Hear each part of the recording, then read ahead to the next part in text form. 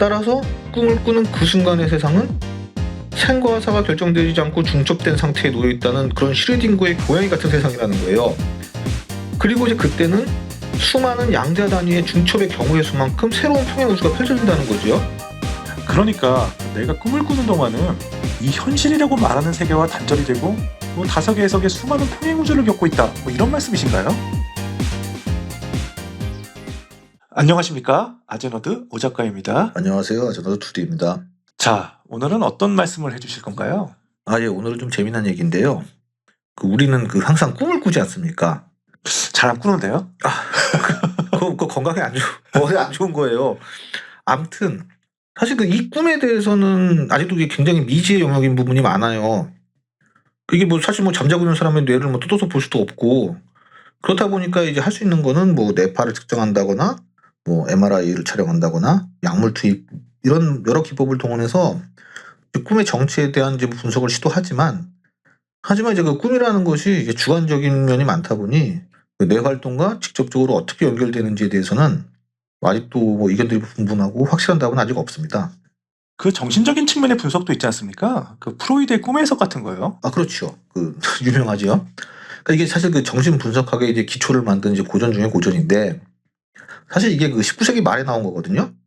정말 오래된 건데, 그렇다 보니 그 당시에는 이제 혁신적이었고, 또 방금 말씀드렸듯이 정신 분석학의 정말 시초격 저서지만, 현재는 이제 검증하기 어려운 무의식에 대한 과도한 해석이 있다 보니까, 이게 사실 뇌 과학이라는 것이 이제 시작되기도 전에 지어진 책이다 보니 현대 과학적 측면에서는 좀 받아들여지지 않는 부분이 많이 있죠. 그래서 오늘은 꿈에 대한 말씀해 주실 건가요? 그렇습니다. 말씀해 주시기 전에 구독과 좋아요 그리고 알람 설정 부탁드리고요. 예, 자기 전에 꼭 눌러주시고요. 그래서 이제 우리가 꿈을 꾸다 보면 현실적인 꿈도 꾸지만 정말 말이 안 되는 막 비논리적인 꿈도 꾸게 되잖아요. 그렇죠. 그리고 또 그게 꿈속에서는 비논리적으로 받아들이지 않고 말이 된다고 생각하고 꿈에서 받아들이죠. 또 이제 어떤 꿈들을 보면은 꿈속에서 봤던 것들이 나중에 막 현실에서 나타난다고 느끼기도 하고요. 그런 걸 일명 데자뷰라고 하는 거잖아요. 예, 맞습니다. 근데 그런 것들 보면은 정말 신기하다 싶기도 하고, 그러다 보니까 이제 꿈에 대해서는 여러 해몽도 있고, 또 앞으로 일어날 미래의 일을 본다는 등 정말 꿈에 여러 의미를 부여하는 경우도 굉장히 많죠. 앞서 말씀드렸듯이 이게 아직은 꿈에 대해 이제 완벽한 연구가 된 게 아니니까 이제 이런 여러 가지 해석들이 나오는 건데, 물론 이제 비논리적인 꿈 그런 것들은 이제 잠이 들었을 때 논리적 사고를 담당하는 전두엽이 있지 않습니까? 이게 꿈을 꾸는 동안에는 이게 억제되기 때문에 그래서 그런 거라고 주장하기도 합니다만, 또 단순히 그것만으로 전두엽만으로는 저러한 비논리적인 꿈을 설명하는 데는 또 부족하다고도 해요. 이게 뇌가 무작위적인 신호를 연결하면서 의미를 부여하려다 보니 꿈이 비논리적이 되기도 한다는 거예요. 그래서 보면은 꿈속에서 갑자기 다른 장소가 나온다거나 옆에 뜬금없이 없던 인물이 등장하는데도 부자연스럽지 않게 느껴지고 그렇잖아요. 그렇죠. 아무튼 이렇게 꿈에 대해서는 아직도 밝혀지지 않은 것이 많고, 또한 이게 각 개인의 경험과 감정 등이 주관적으로 반영되는 것이다 보니까 연구 자체가 쉽지 않은데요. 여기에 이제 꿈에 대한 정말 새롭다 못해 기발한 해석과 주장을 하는 사람들이 있는데, 그중 한 명이 싱가포르 출신의 이제 카리스마 대학교 교수이기도 한 데이빗 렁이라는 형이상학 전문 박사가 있어요. 이 사람의 주장이 이제 굉장히 흥미로운데, 이 사람의 주장은 이제 꿈이라는 것은 무한한 평행 우주 중에 하나를 경험하는 것이라는 겁니다. 꿈을 꾸는 게 평행 우주를 경험하는 거라고요? 그렇습니다. 이 사람의 주장은 저희도 예전에 소스코드 편에서 다뤘던 다세계 해석, 이거를 이제 기반으로 해요. 다세계 해석이요? 예. 이 다세계 해석은 모든 사건은 이제 그 경우의 수만큼 분기되어서 새로운 세계로 뻗어간다는 이론이에요. 모든 것이 결정되어 있지 않은 것처럼 보이는 이 양자 역학의 해석을 어떻게 할지 그런 분분하던 시절에 휴 에버리 3세가 제안한 해석이죠. 불행한 삶을 사셨던 분 아닙니까? 그렇습니다. 여러 가지 안 좋은 일이 있었지만 아무튼, 그래서 아시다시피 이런 미시적 세계에서는 입자의 상태는 결정되지 않고 있지만 우리의 거시적 세계에는 실체가 있잖아요.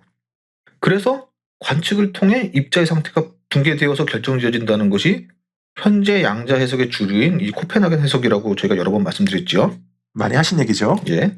그리고 이제 주류는 아닌 다른 해석이 이제 그 중첩된 상태의 갈래만큼 새로운 세상으로 계속 나무줄기 뻗듯이 그 평행우주로 갈라져 나간다는 것이 이 다세계 해석입니다.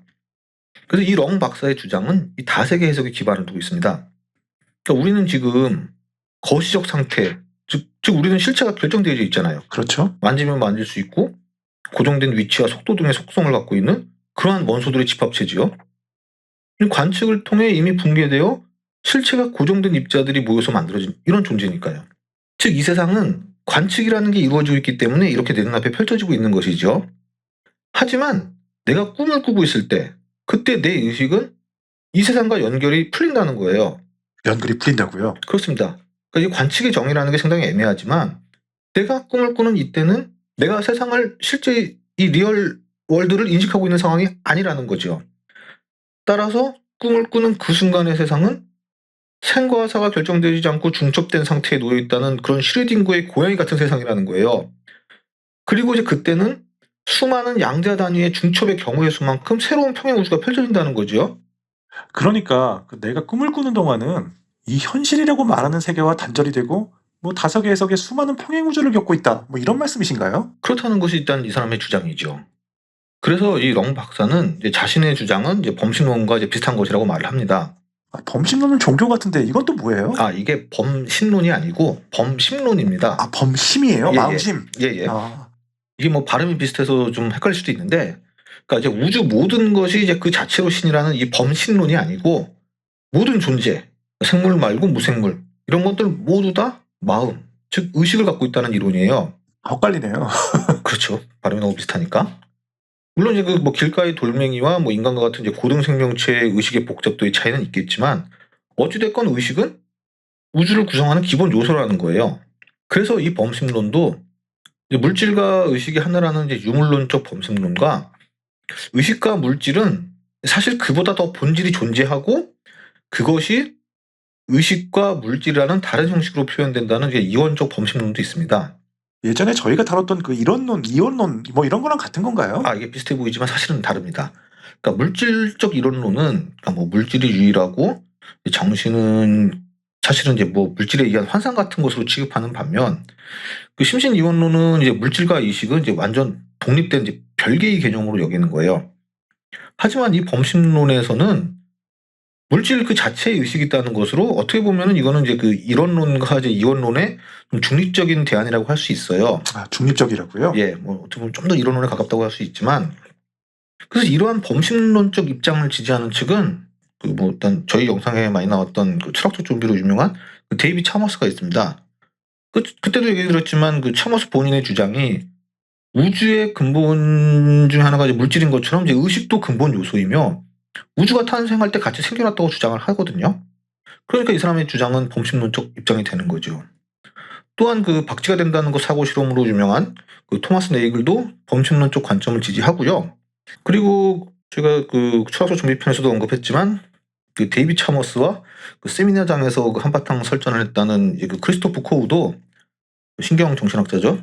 이분도 이제 그 정보 통합 이론이라는 연구를 통해서 이제 범심론적 주장을 하고 있습니다. 또 이 범심론 얘기는 얘기가 길어지니까 이제 나중에 따로 다뤄보도록 하고요. 아무튼 다시 이제 꿈 얘기로 돌아와서 그래서 이 데이비드 렁 교수의 주장에서는 이제 꿈을 분류를 해요. 그러니까 우리가 꿈을 꾸면은 꿈도 여러 가지 스타일이 있지 않습니까? 그렇죠. 그 앞에서 말했던 것처럼 그 엄청 비논리적인 그 정말 황당한 내용의 꿈도 있는가 하면 또 어떤 꿈은 정말 현실적으로 또 굉장히 생생해서 막 그때의 감정까지 다 생생히 기억하는 꿈도 있고요. 그렇죠. 보통 일어나면은 깜짝 놀라죠. 그렇습니다. 또 어떤 것은 그냥 되게 흐리멍텅하게 막연하게만 떠오르는 꿈도 있고요. 그래서 일단 이 렁 박사는 그 말도 안 되고 막 그 이해가 안 되는 그러한 그 막 황당한 꿈들은 그거는 그냥 이 현실의 지구에서의 삶이 잠재의 의식으로 나타나는 경우일 것이라고 봅니다. 즉 이거는 그 뭐 평행 우주 이런 거랑 상관이 없다는 거죠. 이건 또 아닌 거예요? 그렇습니다. 반면 반복되거나 막 생생하고 이렇게 일관된 꿈, 뭐 계속 반복되거나 지속적인 꿈 이런 것은 다른 버전의 내가 평행 우주에서 겪는 삶에 대한 내용일 수도 있다는 겁니다. 그러니까 내가 막 하늘을 날아다니거나 하는 꿈은 그냥 여기 세상에서의 꿈인 거고 계속 이어지는 내용의 꿈을 꾸면 그건 평행 세계에서의 경험일 수 있다. 뭐 이런 말씀이신가요? 그렇다고 하는 겁니다. 그러니까 예를 들어서 뭐 내가 고등학생이 되어서 뭐 학교에 있는 꿈을 자주 꾼다고 하면은 물론 이것도 뭐 내 지금 현실의 세계에서 겪는 그 여러 이제 그 불안감 같은 것으로 인해 그게 잠재 의식으로 나타나는 것일 수도 있지만 다른 현실, 즉 평행우주 같은 곳이며 거기서는 여전히 고등학교에 있는 자신의 또 다른 나를 지금 경험하고 있는 것일 수도 있다는 거죠. 좀 황당한데 증거 있나요? 이것도 당연히 증명할 방법이 없는 거 아니에요? 예. 그러니까 일단 이 주장은 앞서 말했듯이 다색의 해석과 또 양자의 얽힘과 비국소성에 기반을 두고 있어요. 또 언급했던 범신론도 해당이 되고요.